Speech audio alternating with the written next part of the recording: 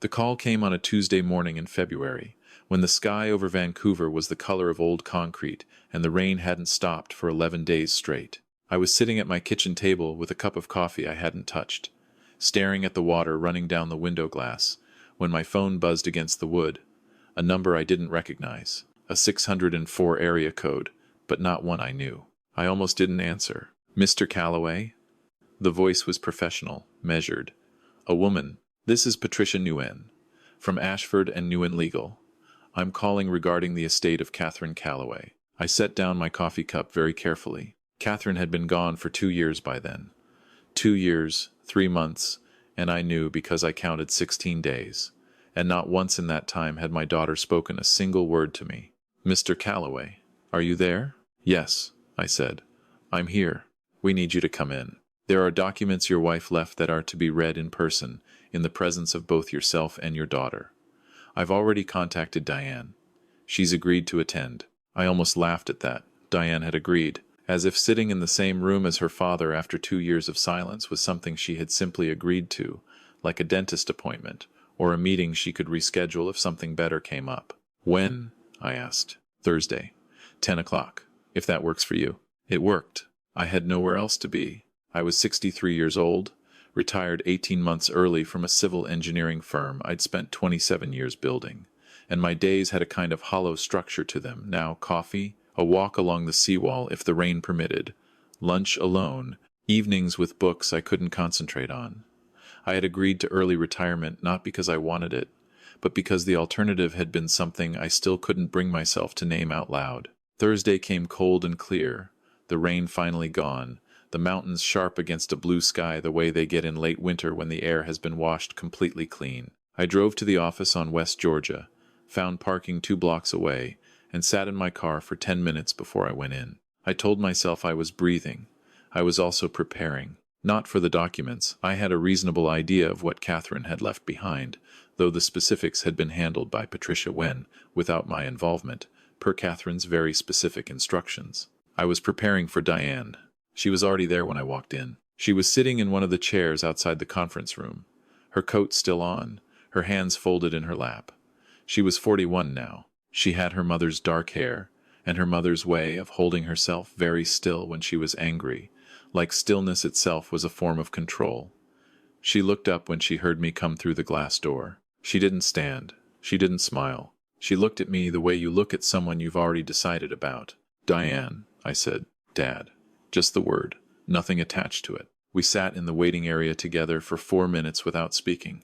I know because I watched the clock on the wall. At some point, Patricia Nguyen came out, a woman in her 50s with reading glasses pushed up on her head and a folder under her arm, and she shook both our hands and led us into the conference room.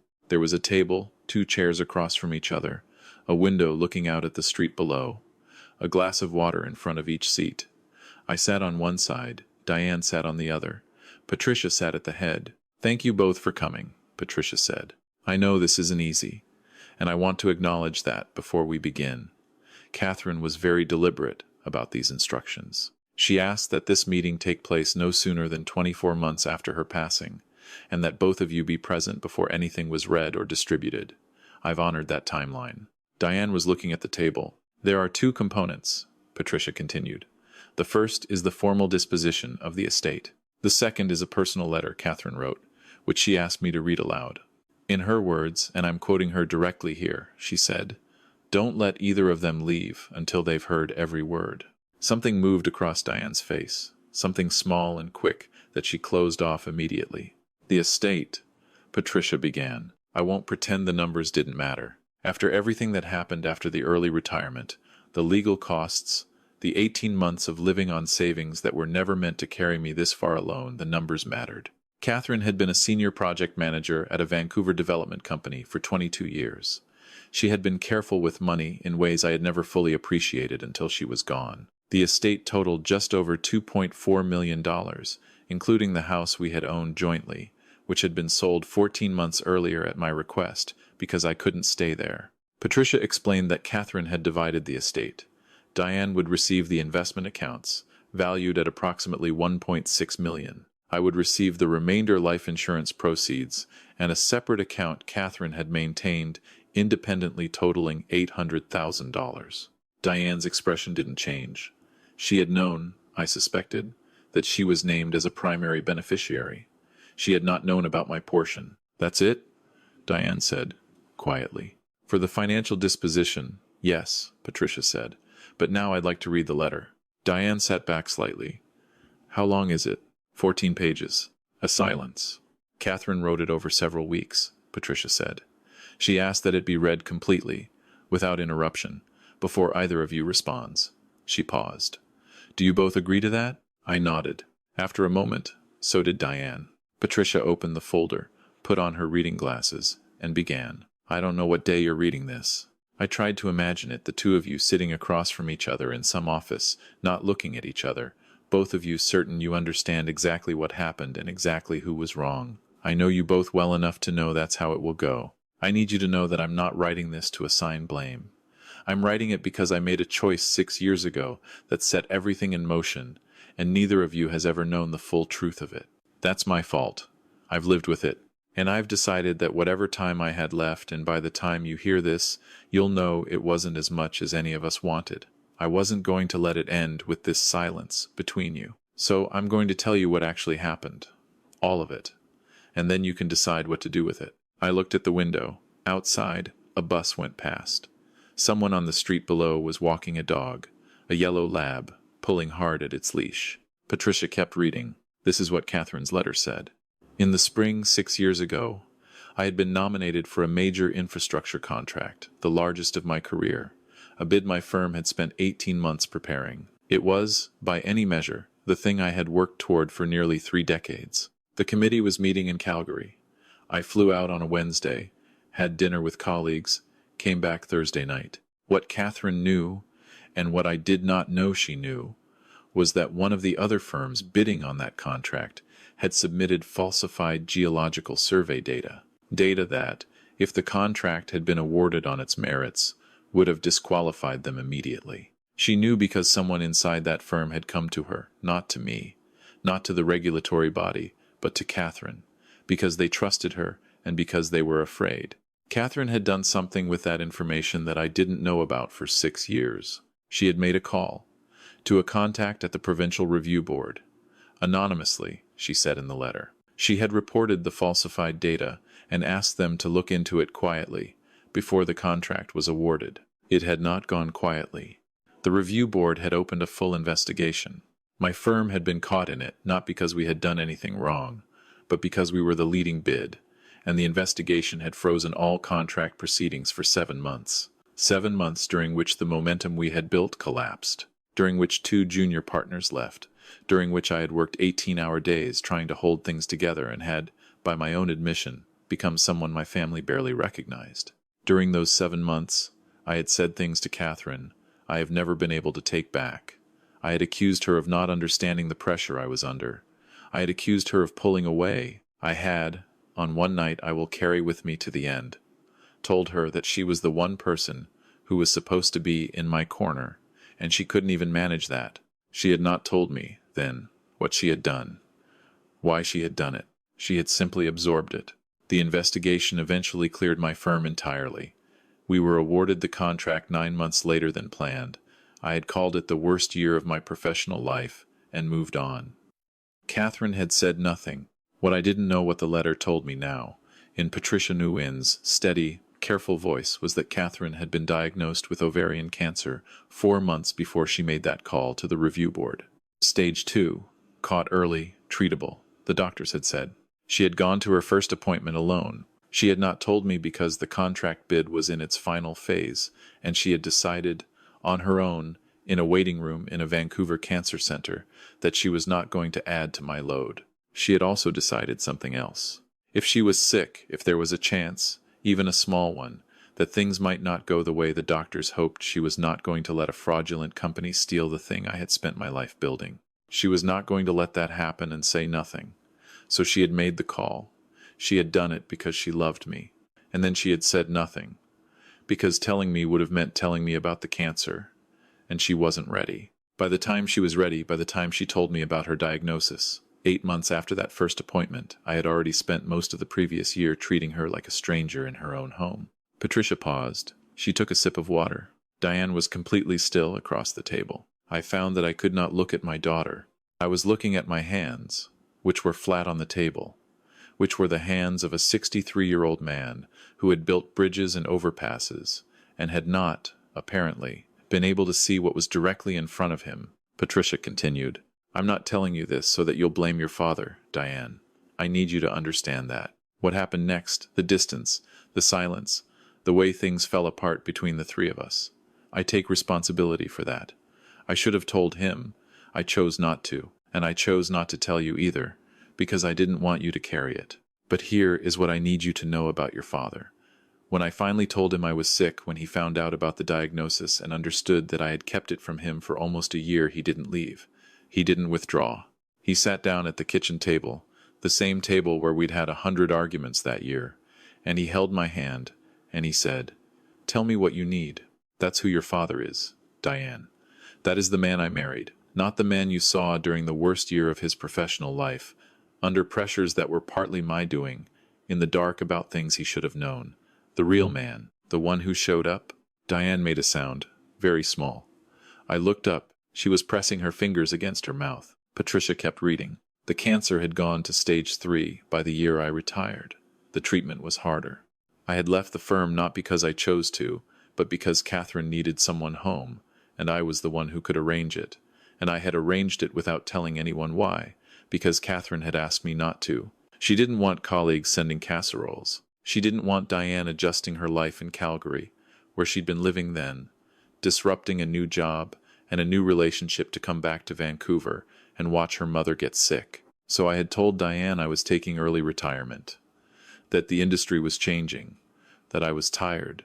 Diane had come home for Christmas that year and found her mother thinner than she'd ever seen her, and her father quiet in ways she didn't understand, and she had asked me directly, Is something wrong with Mom? I had said what Catherine had asked me to say, that there had been some health things, that they were managing it, that Catherine would tell her more when she was ready. Catherine had not been ready before she stopped being able to tell anyone anything at all. She had died in November, 18 months after that Christmas.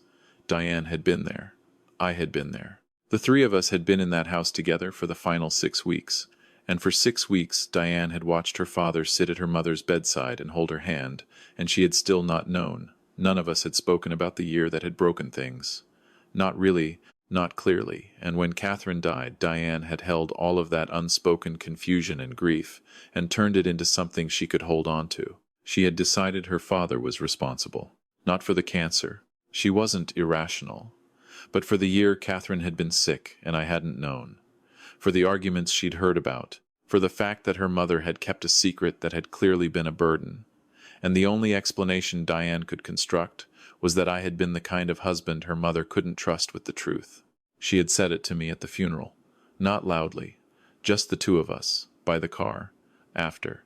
She had said, She was sick for a year, and she didn't tell you. What does that say about you? I had not answered, because I had asked myself the same question every day since Catherine told me, and I still didn't have an answer that felt adequate. Diane had gone back to Calgary 3 days after the funeral.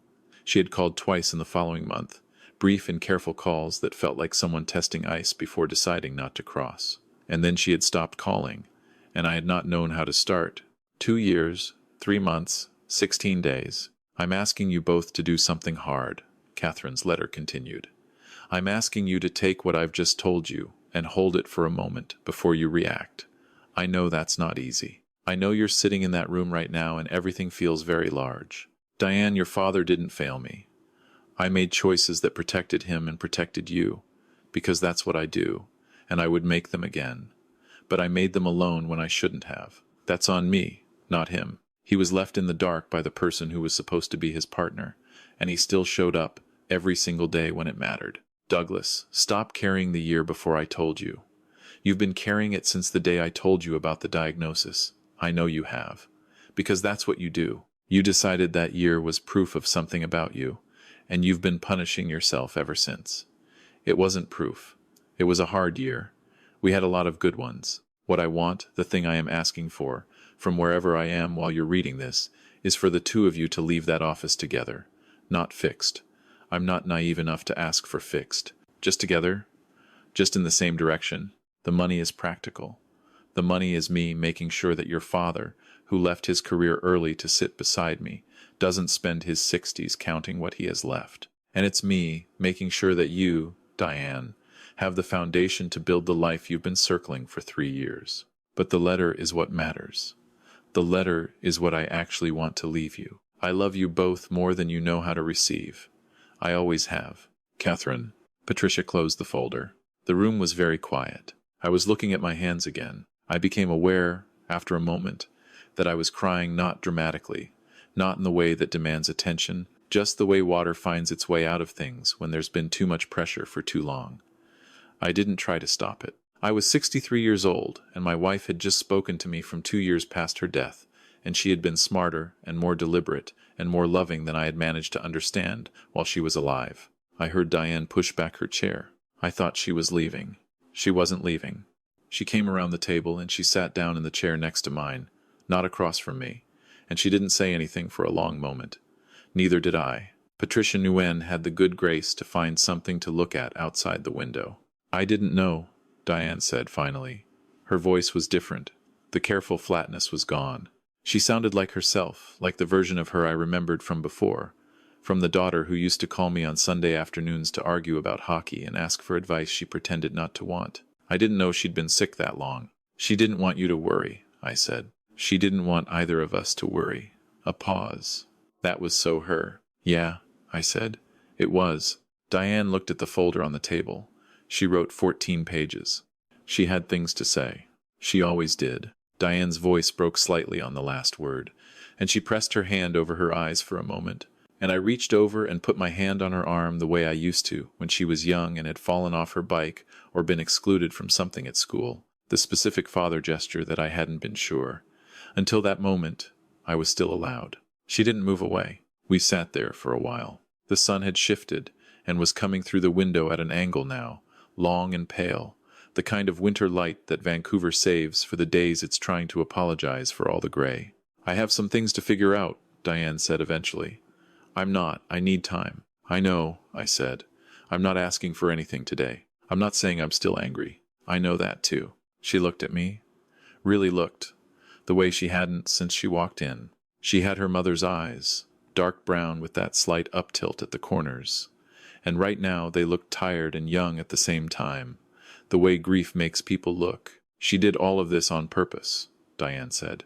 The timing, the letter, making us sit in the same room. That's your mother. Planning things from beyond the grave. She always said she was better at follow-through than either of us. Diane made a sound that was almost a laugh. Not quite, but close enough. We stayed another hour. Patricia brought tea that no one asked for and left it on the table and went back to her desk. Diane and I talked carefully at first, then less carefully.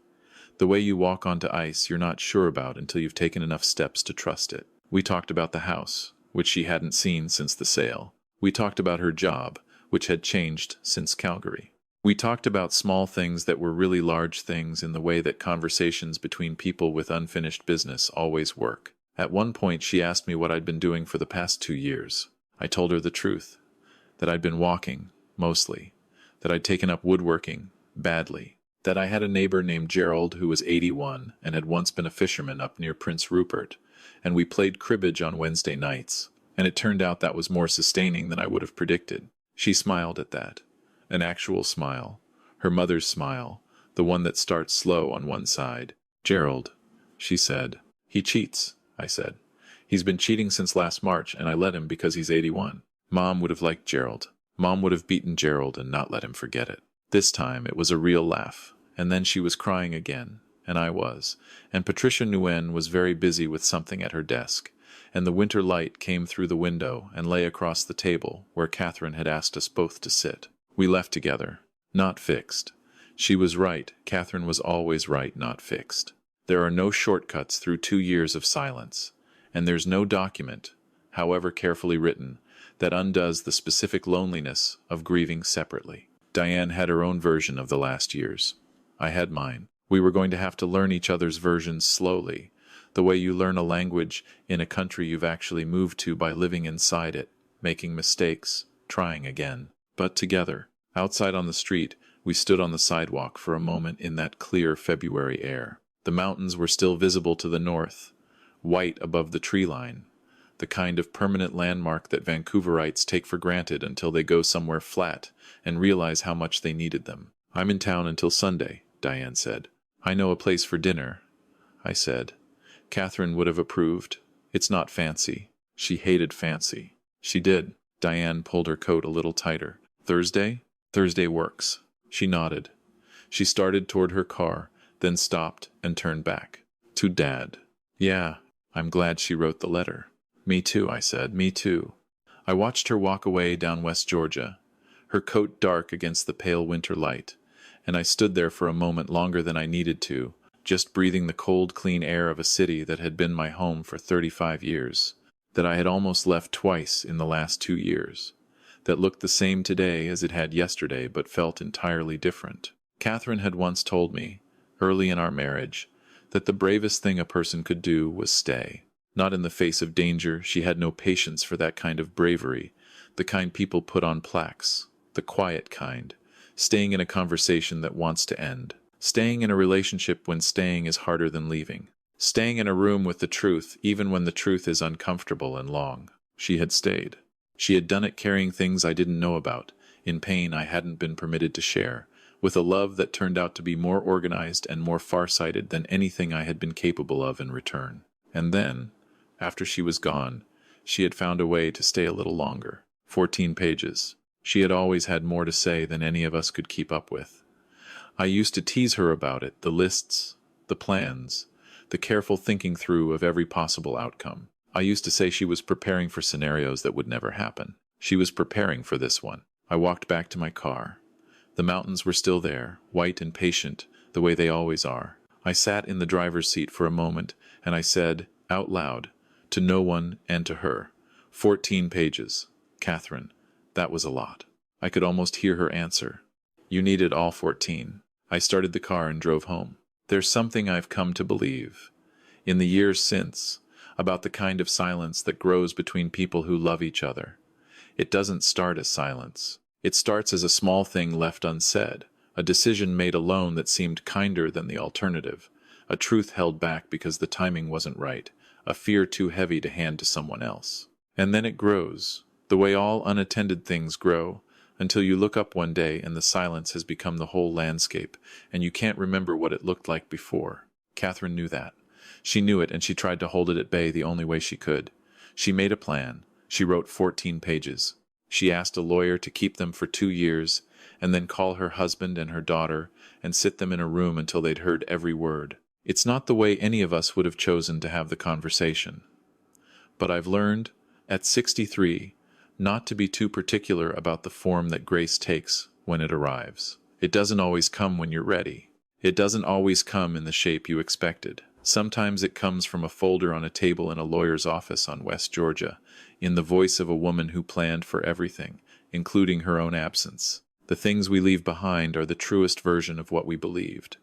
Not our achievements, not our credentials, not the contracts we won or the careers we built. The words we chose to leave, the relationships we tried to repair, the specific and deliberate love we pointed in the direction of the people who would have to go on without us. If you're holding something unsaid, something you've been waiting for the right moment to offer, I want you to consider that the right moment may not announce itself. It may not come with the right weather or the right mood or the resolution you've been waiting for. It may have to be made deliberately, the way Catherine made it, with planning and patience, and the clear-eyed understanding that the people you love most are also the ones most likely to need the truth. Don't make them wait for the lawyer's office.